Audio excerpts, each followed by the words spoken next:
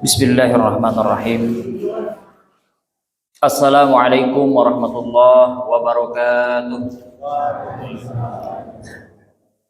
Alhamdulillahirabbil alamin. Wassalatu wassalamu ala asrafil anbiya'i wal mursalin wa ala alihi wa sahbihi wa man da'a bi da'watihi wal tazama bi tariqatihi wa ja'ala al-aqidatal islamiyyata asasan li fiqratihi wa ahkaman syar'iyyata miqyasan li amalihi. Asyhadu an la ilaha illallah wahdahu la syarikalah wa asyhadu anna Muhammadan abduhu wa rasuluhu la nabiyya ba'da. Allahumma shalli ala Muhammadin wa ala ali Muhammad. Rabbi shrah li sadri wa yassir li amri wahlul 'uqdatam min lisani yafqahu qawli, amma ba'd. Alhamdulillah, puji dan syukur kita panjatkan kehadirat Allah Subhanahu wa taala karena pada waktu selepas maghrib ini kita masih diberikan nikmat iman dan Islam, masih diberikan nikmat kesehatan.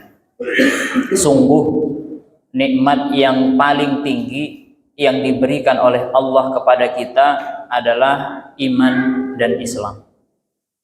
Adapun kesehatan, harta dan seterusnya itu adalah nikmat yang di bawah itu.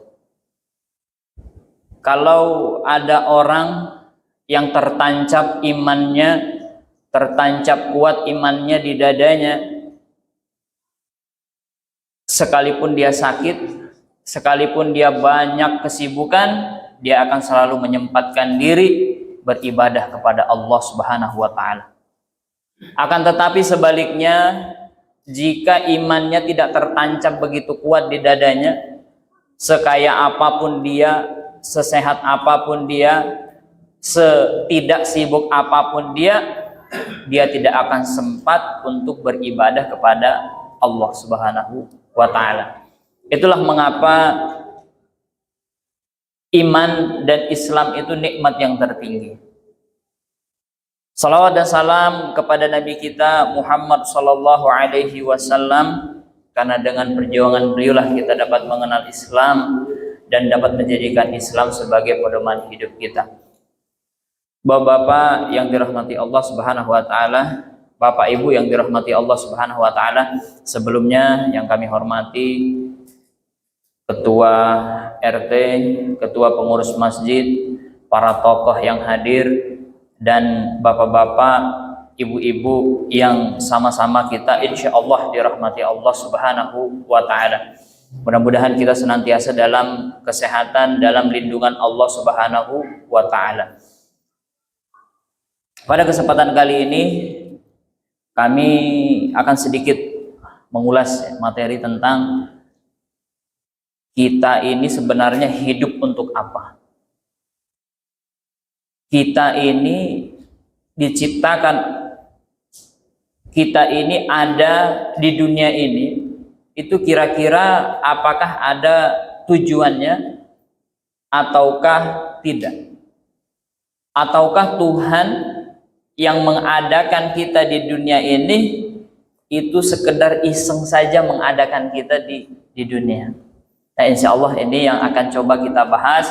Ada satu kitab yang ditulis oleh guru saya. Judul kitabnya itu adalah Al-Bidayatu Lin-Nahdhati. Al-Bidayah Lin-Nahdhah. Yang insya Allah kalau kita baca kitabnya ini, sedikit banyak kita bisa mendapatkan jawaban bagaimana sih sebenarnya kehidupan ini, apa tujuan hidup, dan seterusnya dan seterusnya. Nah, di dalam kitab ini disebutkan indal insanu gharaiz, pada diri manusia itu ada yang namanya gharaiz. Ma makna gharaiz? Apa itu gharaiz? Gharaiz itu adalah naluri. Jadi ibarat HP, di HP kita itu Pak, pasti ada aplikasinya. Ada aplikasi WhatsApp, ada aplikasi Telegram, ada aplikasi apa lagi Pak? Facebook, wah macam-macam. Kalau bapak-bapak ini biasanya WhatsApp lah. Biasanya kalau kita di RT itu ada WhatsApp grup khusus untuk RT. RT 1, RT 2, RT 3. Kalau saya itu Pak di HP, karena saya mulai SD itu Pak ada grup WhatsApp-nya. Grup WhatsApp SD ada lain juga grupnya. Grup WhatsApp SMA lain juga grupnya. Jadi semua grup semua bergrup ya. Nanti mungkin juga ada grup RT berapa nih Pak? 09 khusus bapak-bapak. Yang gosipinnya itu gosipnya tentang bapak-bapak semuanya. Nanti ada juga grup WhatsApp ibu-ibu. Ada juga nanti grup WhatsApp bapak-bapak yang belum menikah. Ada juga nanti grup WhatsApp bapak-bapak yang mau menikah lagi. Semuanya ada grupnya ya. Subhanallah. Nah, bapak-bapak yang dirahmati Allah, ternyata pada diri manusia itu juga ada aplikasi yang diberikan oleh Tuhan kepada kita, oleh Allah Subhanahu wa taala kepada kita, yaitu apa? Al-gharais, gharizah atau naluri. Pada diri kita ini ada naluri. Naluri apa saja? Hiya gharizatul baqa. Dia adalah gharizah baqa. Naluri ingin mempertahankan diri. Ketika kita mau dipukul, pasti kita ada naluri kita ingin menangkis. Ketika kita mau jatuh, ada naluri dalam diri kita itu perasaan ingin menghindar. Ketika kita naik motor, kemudian ada orang yang tiba-tiba nyebrang, itu perasaan ada naluri kita langsung ingin menghindar dan seterusnya. Inilah gharizah yang pertama, yaitu naluri baqa, naluri ingin mempertahankan diri. Kemudian apa berikutnya? Wa gharizatun naw'. Naluri naw' itu jenis, melestarikan jenis. Kita dulu bapak-bapak mungkin masih ingat waktu masih jomblo, waktu belum menikah, kemudian datang waktunya ada rasa kepingin menikah. Itu adalah bagian dari naluri kita. Ingin menikah, ingin punya anak, ingin punya cucu, ingin menimang cucu. Mudah-mudahan kita bapak-bapak yang dirahmati Allah, usia kita ini berkah, panjang dan berkah. Sempat menimang cicit, sempat melihat cucu, dan sempat menimang cicit. Dan pada saat itu kita semuanya sehat, amin ya rabbal alamin. Ada rasa-rasa ingin kita memiliki anak, ingin memiliki cucu. Kita sayang dengan istri kita, sayang dengan suami, sayang dengan anak, sayang dengan orang tua, sayang dengan kakek, nenek, dan seterusnya. Itu adalah bagian daripada naluri ini. Rasa sayang, rasa cinta, rasa ingin memiliki keturunan, dan seterusnya. Ini bagian daripada aplikasi naluri yang ada dalam diri manusia. Yang berikutnya, gharizatut tadayyun. Naluri ingin tadayun, ingin mengkultuskan, ingin menuhankan sesuatu. Makanya kita Pak, orang-orang dimanapun itu, kalau kita belajar sejarah dari nenek moyang dulu sampai sekarang, manusia itu ada saja kepercayaannya. Ada yang menyembah Allah, ada yang menyembah Tuhan-Tuhan yang lain. Kalau di zaman Rasulullah dulu ada yang menyembah api, Majusi, ada yang Nasrani, ada yang menyembah berhala, dan seterusnya. Itu ada rasa-rasa kepingin atau ingin, ada naluri pada dirinya ingin apa? Menuhankan sesuatu, mempercayai sesuatu, meyakini sesuatu. Kalau mau jalan, ada rasa-rasa gelisah rasanya kalau kita tidak membaca doa. Ada aja rasanya. Itu adalah bagian daripada gharizatut tadayyun. Naluri ingin melestarikan mempercayai sesuatu, menuhankan sesuatu, ingin ada yang dipegang pada diri kita ini, sesuatu yang bisa menyelamatkan kita. Kemudian al-bughdu wal ghadabu hubbus siyadah wa hubbut tamlik wa ma syabihaha innaha min madhahiru gharizatul baqa. Ada kebencian, ada rasa amarah, as-siyadah, hubbus siyadah, cinta kekuasaan, wa hubbut tamlik, cinta ingin kepemilikan, dan semacamnya merupakan mazahir, manifestasi dari gharizatul baqa. adalah manifestasi dari garizah bako. Kita punya rasa benci. Kita kadang-kadang Pak ada rasa marah. Kita kadang-kadang ada benci sama orang. Ya. Kemudian cinta kekuasaan, ingin berkuasa. Wah, ini Pak lagi masa-masanya ini. Tidak lama lagi 2024, pilih ini, pilih itu, pilih si anu, pilih si ini. Sudah kita melihat banyak baliho di mana-mana, banyak orang yang tulisannya coblos ininya, coblos pecinya, coblos janggutnya, coblos macam-macam. Pertanyaannya, kenapa ada orang yang dia itu ingin memasang baliho di mana-mana, merasa ingin berkuasa, dia ingin dipilih, ingin menduduki jabatan, ingin mendapatkan tempat di kantor DPR sana, ingin mendapatkan jabatan di kantor bupati sana, lebih-lebih nanti di kantor DPR, MPR, dan kantor kepresidenan. Mereka ingin mendapatkan jabatan-jabatan itu. Kenapa ada seperti itu? Karena mereka memiliki hubbus siyadah, rasa di dalam nalurinya itu ingin berkuasa. Mungkin karena kita tidak kesampaian Pak, biasanya kita itu tingkat ingin berkuasa terkecil kita itu biasanya di rumah. Biasanya bapak-bapak itu ingin berkuasa di rumah. Pokoknya pendapat saya harus diambil, tidak boleh ini, harus ikut anak, harus begini, harus begitu. Itu adalah bagian daripada naluri kita. Cuman di sini kita baru berbicara jenis-jenisnya. Nah, belum berbicara bagaimana kita mengendalikannya. Nah, itu nanti ada bahasan tersendiri. Yang jelas, pada diri manusia ada rasa benci, ada rasa amarah, ada cinta kekuasaan. Biasanya ibu-ibu kalau nonton sinetron, anaknya kepingin nonton kartun, ibunya menguasai remote-nya karena ingin menonton film-film kesukaannya. Itu minimal naluri itu seperti itu. Ingin berkuasa dalam hal remote TV, ingin berkuasa dalam hal di dapur, ingin berkuasa di rumah. Ini bagian daripada naluri bako ini. Kemudian hubbut tamlik, ingin memiliki sesuatu, mencintai kepemilikan. Kemudian wa amal mahabbah wa rahmah wal muyul ilal jinsi al akhar wa ma syabihaha innaha min madahir gharizatun naw. Rasa kasih sayang, rasa cinta, kecenderungan ingin menyukai lawan jenis dan semacamnya merupakan manifestasi dari gharizah naw. Nah, ini ada rasa cinta, rasa suka. Itu bagian daripada naluri naw ini, gharizatun naw.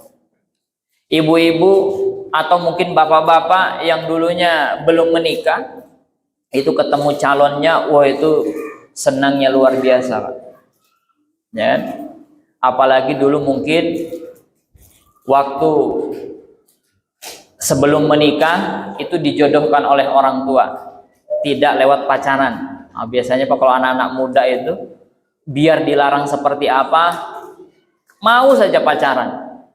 Saya mengajar di salah satu SMA, SMK yang ada di Berol. Itu siswa saya sudah berkali-kali saya ingatkan, nak, jangan berdua-duaan karena ada hadisnya, la yakhluwanna ahadukum bi imra'atin fa inna syaitana salisahuma. Laki-laki dan perempuan yang bukan mahram jangan berdua-duaan. Tapi apa yang mereka lakukan? Habis saya kasih tahu, besoknya masih saja goncengan sama pacarnya. Kenapa? Karena ada rasa suka, rasa cinta dan seterusnya. Apalagi dia lihat film-filmnya yang luar biasa. Cinta ini, cinta itu, musik-musiknya, musik-musik tentang cinta, suka ini, suka itu, dan seterusnya. Belum lagi teman-temannya pacaran dan seterusnya. Bagaimana anak kita tidak pacaran? Karena kenapa? Banyak pengaruh-pengaruh di lingkungan kita yang ngajak mereka untuk berpacaran, berdua-duaan dengan yang bukan mahramnya. Nah, inilah yang banyak terjadi. Ketika naluri itu ada, sementara pengendalinya itu kurang, maka terjadilah hal-hal yang tidak diinginkan. Kita sering lihat berita terjadi ruda paksa di sini, ya kan?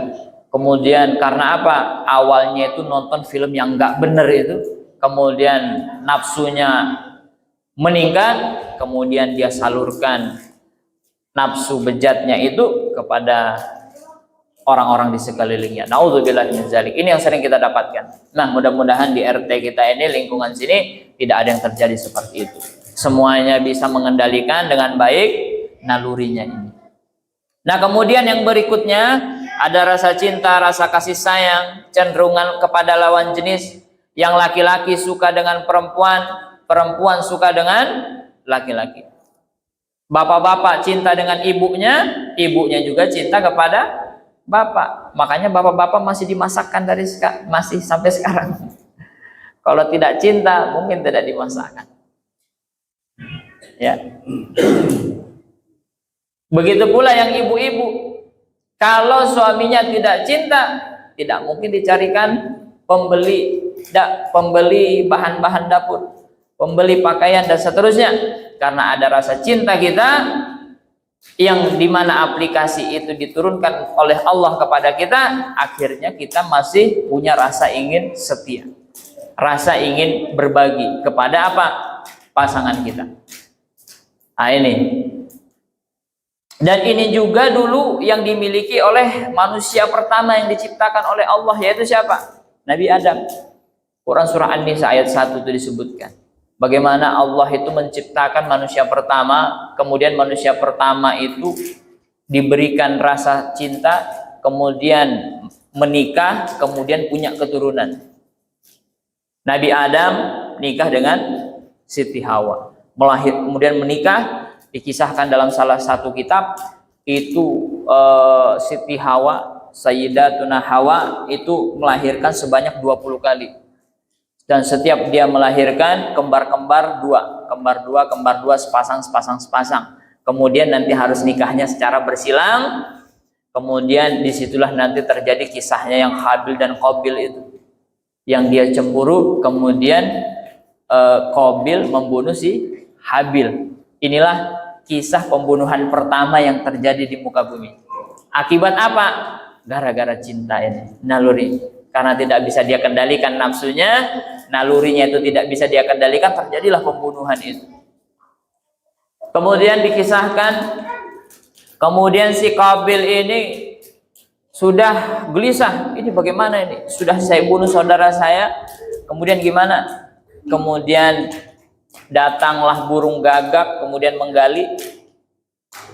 Burung gagak ini berkelahi dengan temannya, mati temannya, dia kuburkan, dia gali itu, kemudian dia tutup kembali lubangnya. Kemudian Qabil terpikir, wah begini nih, kalau mau menguburkan orang meninggal itu seperti itu. Nah itu burung gagak, kisahnya seperti itu. Dan ternyata menurut penelitian Pak, burung gagak itu memang burung yang pintar sekali deh. Pernah suatu ketika ada penelitian orang-orang barat.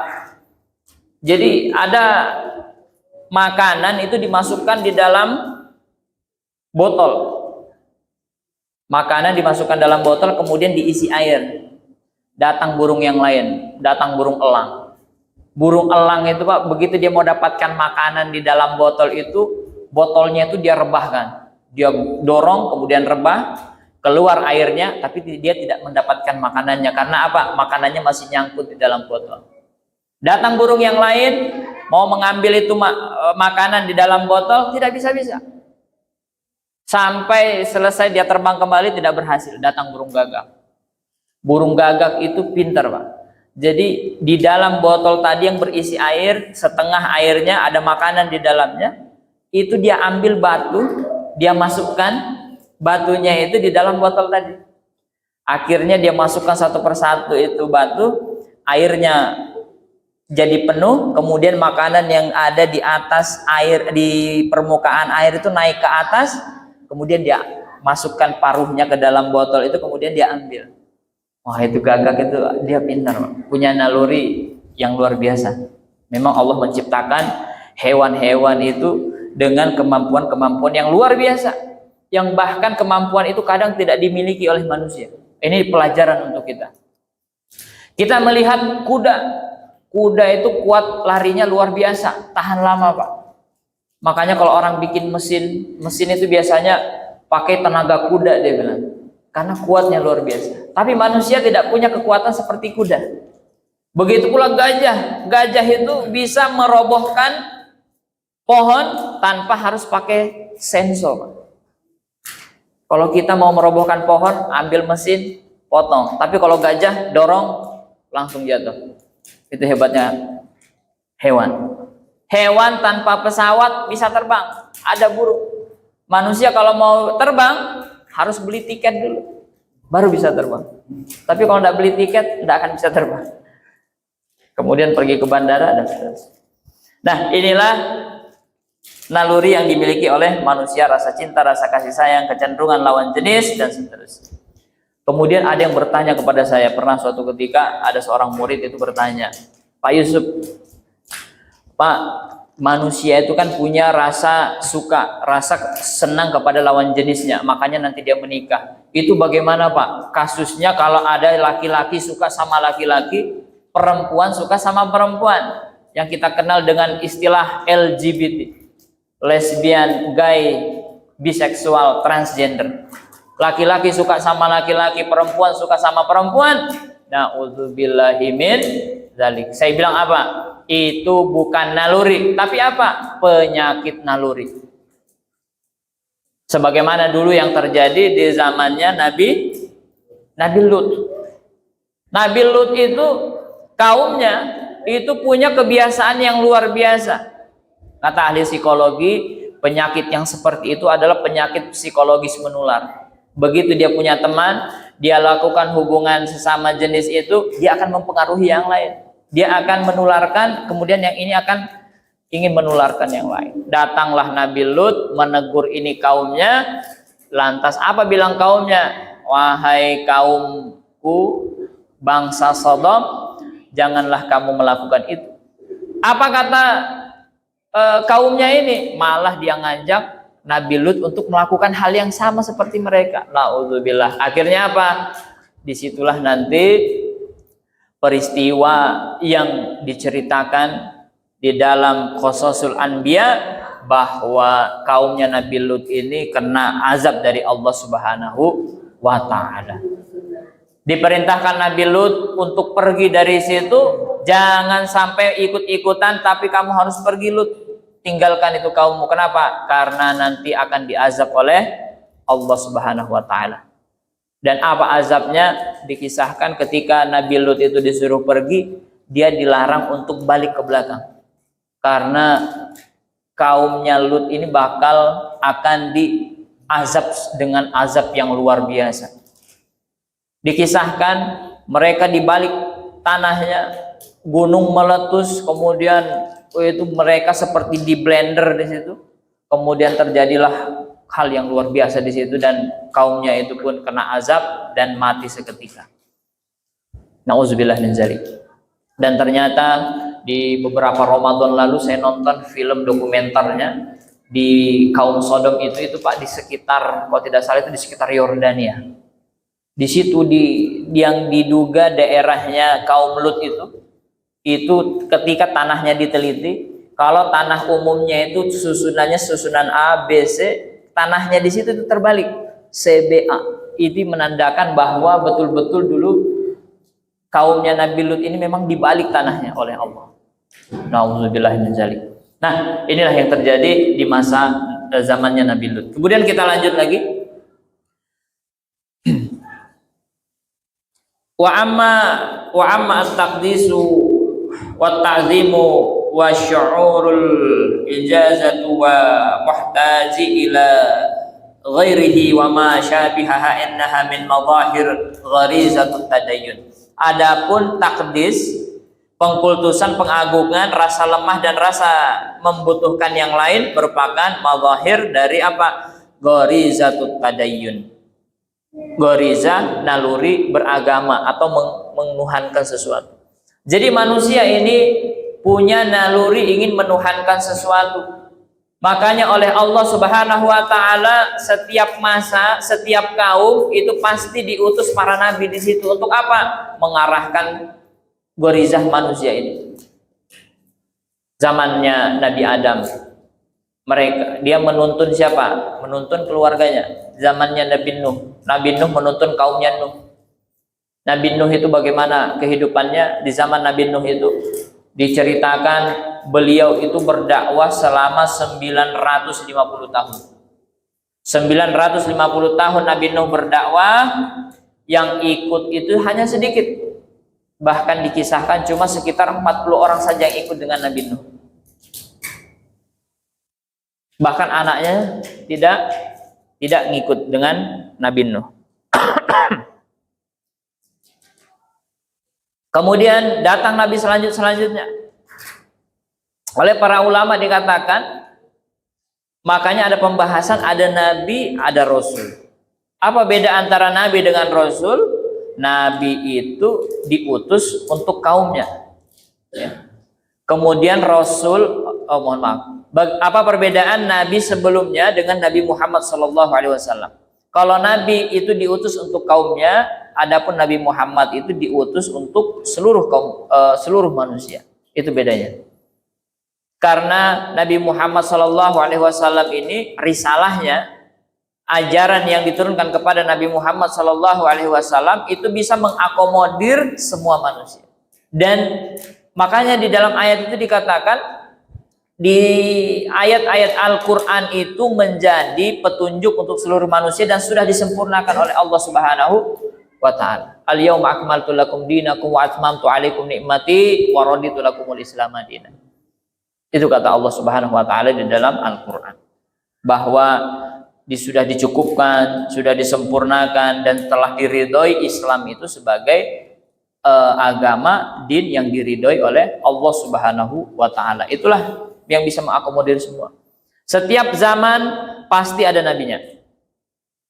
Tetapi setelah Nabi Muhammad SAW tidak ada lagi nabi. Yang ada adalah siapa? Para ulama. Makanya ulama itu dikatakan warasatul anbiya. Dia adalah penerus, pewaris para nabi, pewaris ilmunya nabi. Dan ulama inilah nanti yang meneruskan ajaran dari Nabi ini dan membimbing kita manusia-manusia ini, para ulama. Bapak-bapak, ibu-ibu yang dirahmati Allah Subhanahu wa ta'ala, sekali lagi bahwa setiap masa itu pasti ada nabinya. Diturunkan oleh Allah Subhanahu wa ta'ala untuk apa? Membimbing kehidupan kita. Membimbing kehidupan kita. Oleh karenanya maka kalau kita ditanya, sebenarnya hidup kita ini untuk apa sih? Allah mengadakan kita ini untuk apa? Tidak lain tidak bukan adalah pasti ada tujuannya. Pasti ada tujuannya. Manusia menciptakan HP, pasti ada tujuannya manusia menciptakan HP. Manusia menciptakan minuman dalam kemasan seperti ini, pasti ada tujuannya. Saya ingat dulu Pak, waktu kecil itu ketika adiknya ibu saya menikah, itu dulu Pak masih jarang minuman kayak begini. Mungkin bapak-bapak juga masih merasakan dulu waktu nikah belum ada minuman kemasan seperti ini. Saya ingat betul itu.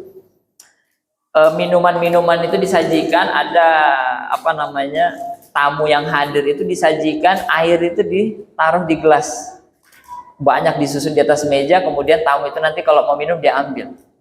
Tapi begitu saya sudah dewasa, saya besar, minuman-minuman orang kalau nikahan pengantin itu biasanya sudah beralih ke minuman-minuman kemasan seperti ini. Nah pertanyaannya, apakah manusia menciptakan minuman seperti ini? Apakah ada tujuannya? Pasti ada. Begitu pula Allah Subhanahu wa ta'ala menciptakan manusia, pasti ada tujuannya. Apa tujuannya? Quran surah Az-Zariyat ayat 5. Wa ma khalaqtul jinna wal insa illa liya'budun. Kata Allah, dan tak kuciptakan jin dan manusia kecuali untuk beribadah, menyembah kepadaku. Artinya apa? Itulah tujuan diciptakannya manusia, untuk beribadah kepada Allah Subhanahu wa ta'ala.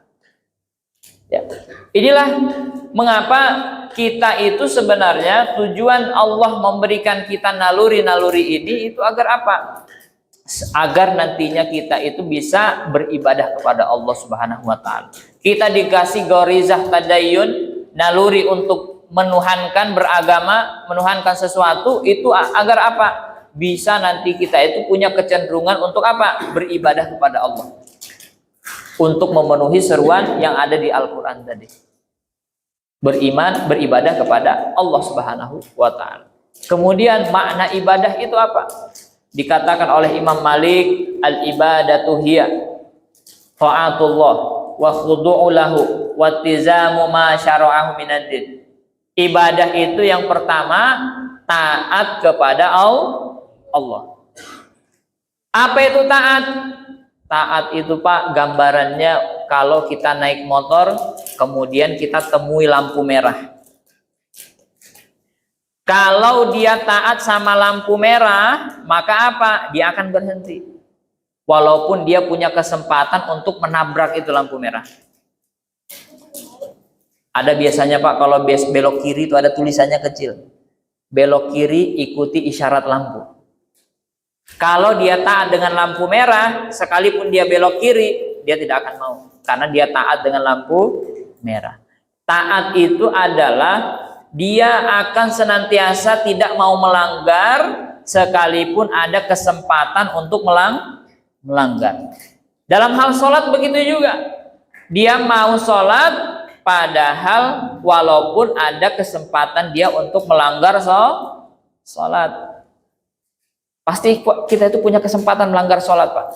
Kita tadi alhamdulillah sudah sholat maghrib Pak. Kira-kira kalau kita tidak sholat maghrib sempat nggak Pak? Pasti kita juga punya kesempatan tidak sholat maghrib. Kita punya kesempatan untuk tidak sholat maghrib, tapi alhamdulillah kita tetap mau sholat maghrib, itu tandanya taat. Waktu kita sholat maghrib tadi Pak, kira-kira ada tidak orang yang tidak sholat maghrib? Ada saja, ya. Ada yang lalu lalang, tapi mudah-mudahan dia sholat pas dia sampai di rumahnya. Ya, ada sholat. Saya kalau mengajar di kampus Pak, kami kebetulan diamanahi di kampus, itu kalau pertama kali masuk saya tanya dulu, siapa di sini yang pintar mengaji, baca Quran? Angkat tangan. Oh, masih banyak. Siapa di sini yang suka siapa di sini yang sholatnya 5 waktu? Tapi tidak boleh bohong. Kalau bohong, mudah-mudahan masuk neraka. Mahasiswa itu Pak takut-takut angkat tangan. Artinya Pak, paling angkat tangan itu 2 atau 3 orang. Artinya apa? Tidak sholat. Ayo, saya katakan mulai hari ini jangan ada lagi yang meninggalkan sholat. Kalau mau dikatakan taat sama Allah, sholat. Kalau mau dikatakan taat sama Allah, taati semua aturan-aturan Allah. Halal haram yang dikatakan Allah, kita ikuti. Halal kita ambil, haram kita tinggalkan. Karena di dalam ilmu syariat itu ada 2 hukum. Ada yang namanya hukum taklifi, yang ahkamul khamsah itu wajib, sunnah, mubah, makruh, haram. Itu hukum taklifi. Ada hukum wad'i. Hukum wad'i itu ada fasad, sah, batal, rukhsah, mani' dan seterusnya. Dan itu mesti kita ikutin. Apa yang kata Allah katakan halal, boleh kita pakai, boleh kita makan, tetapi yang begitu yang haram harus ditolak. Nah, inilah bentuk taat. Yang kedua, ta'atullah wa khudu'u lahu. Tunduk kepada Allah Subhanahu wa ta'ala. Apa itu makna tunduk kepada Allah? Tunduk artinya apapun yang diperintahkan oleh Allah, sekalipun dia tidak masuk akal, tetap kita tunduk. Sami'na wa ata'na. Sebagaimana kita lihat Pak, kalau tentara itu biar komandannya bilang A, dia harus A.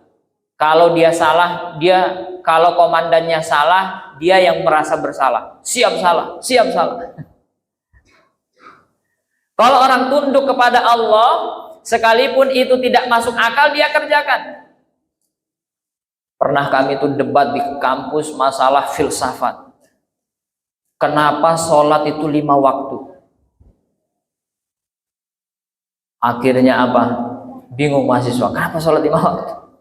Kenapa enggak 4? Kenapa enggak 5? Kenapa enggak 6? Kenapa enggak 1? Kenapa enggak 0 sekalian enggak ada sholat? Ya kan? Nah, jawabannya secara syariat adalah apa? Karena itu diperintahkan oleh Allah. Itu saja. Kita tinggal sami'na wa ata'na, jalankan. Tidak ada alasan-alasan lain. Kenapa babi itu haram?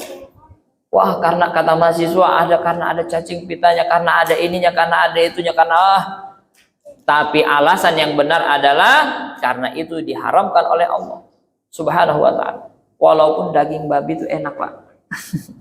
Kata yang pernah memakannya itu katanya enak. Walaupun enak, tapi kalau Allah bilang haram, haram. Inilah yang dinamakan tunduk kepada Allah. Sekalipun kita itu tidak sampai akal kita memikirkan, tetap kita jalankan. Sebagaimana dulu para nabi diperintah oleh Allah, mereka tunduk, Pak. Nabi Nuh itu diperintah oleh Allah apa, Pak? Disuruh dia bikin kapal di atas gunung. Bikin kapal di atas gunung. Biasanya, Pak, kalau orang bikin kapal di mana, Pak?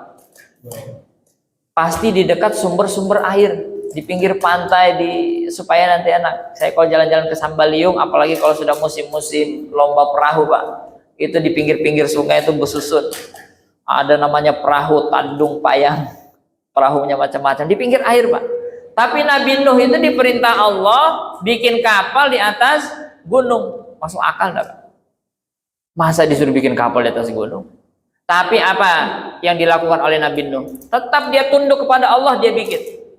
Karena dia manusia yang ada pada saat itu tidak tahu hikmahnya. Bahwa Allah itu nanti akan menurunkan banjir, yang banjirnya itu sampai menenggelamkan gunung. Tapi Nabi Nuh taat aja, tunduk aja dia sama Allah. Masuk lagi ke Nabi Ibrahim. Nabi Ibrahim itu diperintahkan apa, Pak? Diperintahkan untuk menyembelih anaknya. Kira-kira Bapak kalau diperintahkan Bapak Bupati untuk menyembelih anak, mau enggak, Pak? Tapi Nabi Ibrahim diperintahkan untuk menyembelih anaknya. Dan Nabi Ibrahim mau, Pak? Bu? Mau. Dan Nabi Ismail anaknya itu diperintahkan apa? Kalau nanti kamu mau dipotong harus ikhlas. Harus ikhlas kalau mau dipotong. Dan apa yang dilakukan oleh Nabi Ismail? Ikhlas, Pak. Begitu dipotong oleh bapaknya, Nabi Ibrahim, dia potong.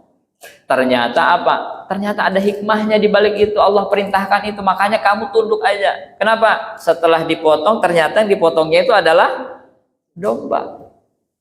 Dan Nabi Ismail ada di samping. Dan dengan ketaatan Nabi Ibrahim itulah orang tidak akan pernah melupakan kisah Nabi Ibrahim sampai hari kiamat. Kalau sudah bicara korban, itu teringat dengan Nabi Ibrahim. Nabi Musa, ketika dia sudah sampai di tepi Laut Merah, dikejar oleh pasukannya kaum Fir'aun, diperintahkan apa kepada Nabi Musa? Diperintahkan untuk memukulkan tongkatnya ke tepi laut itu. Pertanyaannya, apa hubungannya ingin lolos dari kejaran Fir'aun dengan memukulkan tongkat? Apa hubungannya? Nggak masuk akal. Tapi Nabi Musa tetap taat kepada Allah. Pukulkan tongkat, akhirnya apa? Ternyata ada hal yang terjadi setelah itu. Apa yang terjadi? Laut itu terbelah menjadi 2. Kemudian dia lewat ke situ. Kemudian begitu dia sampai, pasukan Fir'aun dan Fir'aun itu ketika dia sudah sampai di tengah, Nabi Musa sudah sampai duluan, akhirnya apa? Dimasukkan disatukan kembali ke lautan, akhirnya meninggal mati semuanya pasukan Fir'aun, termasuk Fir'aunnya. Dan Fir'aun itu diceritakan di dalam Al-Quran, sengaja Allah itu menimbulkan dia, kemudian diambil oleh orang, kemudian sekarang itu diplester, dimumi, dibalsam, supaya apa? Agar itu menjadi pelajaran untuk kita tentang apa? Bagaimana kemungkaran, ingkarnya Fir'aun kepada Allah Subhanahu wa ta'ala. Tapi Nabi Musa selamat. menyeberangi lautan gara-gara dia taat, karena dia taat sama Allah memukulkan tongkat. Apalagi ketika Nabi Muhammad SAW diperintahkan oleh Allah apa? Berdakwah di kalangan kaum kafir Quraisy yang di Mekah, padahal mereka adalah orang-orang semua penyembah berhala, Pak. Penyembah berhala disuruh oleh Allah dia agar mereka itu beriman kepada Allah. Pasti taruhannya apa? Nyawa. Mengubah kebiasaan orang itu tidak mudah, Pak. Menyuruh orang yang biasanya rajin minum minuman keras, kita rubah kebiasaannya mudah tidak, Pak? Kita datang ke preman-preman yang minum-minum itu, jangan minum. Apa kira-kira taruhannya?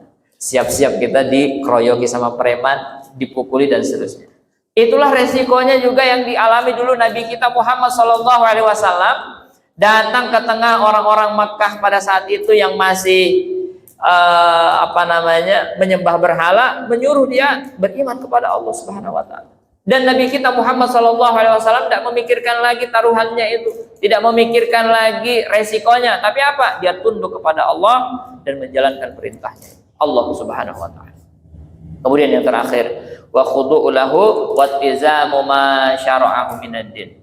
Terikat dengan hukum aturan agama.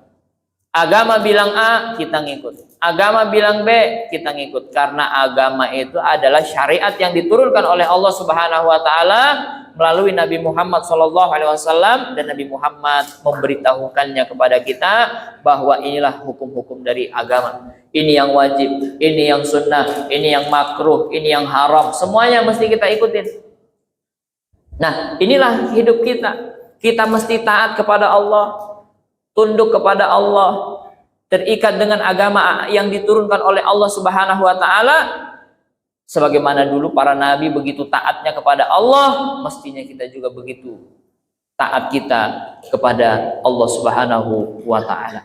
Bapak-bapak yang dirahmati Allah Subhanahu wa taala, sepertinya sudah mau Isya ya. Mudah-mudahan apa yang sedikit yang kami sampaikan ini ada manfaatnya, dan mudah-mudahan kita termasuk orang-orang yang bisa mengaplikasikan ketaatan, ketundukan, keterikatan kita kepada hukum-hukum Allah ini, dan bisa kita mengendalikan naluri yang diberikan oleh Allah Subhanahu wa taala kepada kita.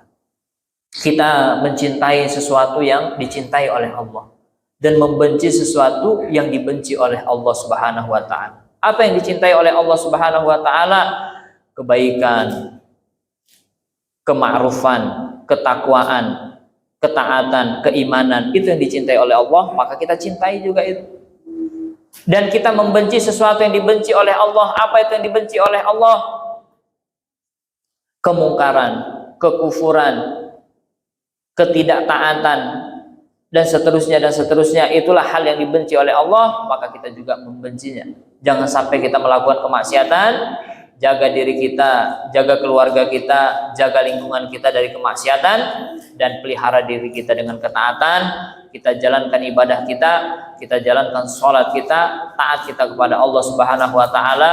Semua hukum-hukum syariat kita usahakan kita tegakkan di dalam kehidupan kita, dan semoga kita nanti mendapatkan ridhonya Allah Subhanahu wa taala, dan saat kita wafat nanti kita diberi oleh Allah surganya. Amin ya rabbal alamin. Cukup sekian dan terima kasih. Kita akhiri istighfar 3 kali. Astagfirullahaladzim, astagfirullah.